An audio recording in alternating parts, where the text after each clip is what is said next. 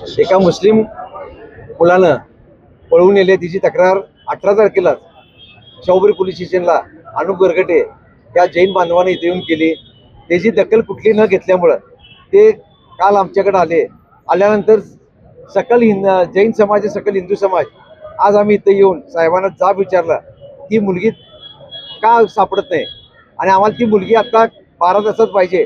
हा आता अल्टिमेट देऊन साहेबांनी सांगितलं की त्याच्या तपासामध्ये गती न झाल्यामुळं सगळा सकल जैन समाज, सकल हिंदू समाज इथं एकवटलेला आहे.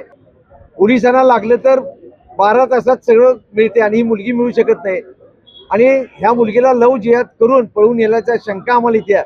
आणि त्याचे तसेच सर्व नंबर, सर्व मुलांची, सर्व त्या ज्या लव जिहाद करतात त्या सगळ्यांचे आम्ही नंबर दिले. त्याच्यापासून मित्र म्हणून पोलीस डिव्हिजनमध्ये येतोय. तर काल आम्हाला कळालं की त्या मुलाच्या आईवडिलांना इथं आणलं. मुलाचे वडील बाहेर फिरत होते, त्यांना कुठलंही हॅरॅसमेंट वगैरे काही केली नाही, जेणेकरून त्या मुलग्याला आणायसाठी. तसंच त्या मुलगीला आणि मुलग्याला ज्यानं सहकार्य केलं तो मुलगासुद्धा इथं सापडला, त्यालासुद्धा इथं आणण्यात आलं. ते सुद्धा इथं घेतला, त्याला जबाब घेतला, परत त्याला सोडण्यात आलं. तो आता परत तिने ताब्यात घेतला असं म्हणतात.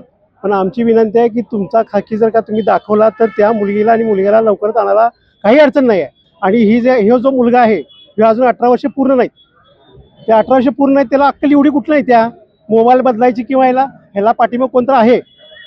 हा जो रॅकेट आहे ना तो कुठेतरी बाहेर काढला पाहिजे. तो मुलगा आज आमची ज्याला मुलगी घेऊन जातोय त्याला त्याच्या जर का कुठल्या पाठीमाग राजकीय मुस्लिम समाज किंवा इथं जर का नसेल किंवा काय असेल तो वैयक्तिक असेल तर आम्हाला शासन काय करेल ते मान्य आहे, काय अडचण नाही. पण त्याच्या पाठीमागे जर का लव जिहाद असेल तर त्या लव जिहादला आम्ही इथं कोल्हापुरात सांगतो जैन समाज आणि हिंदू समाज त्याला ठेचून मारणार.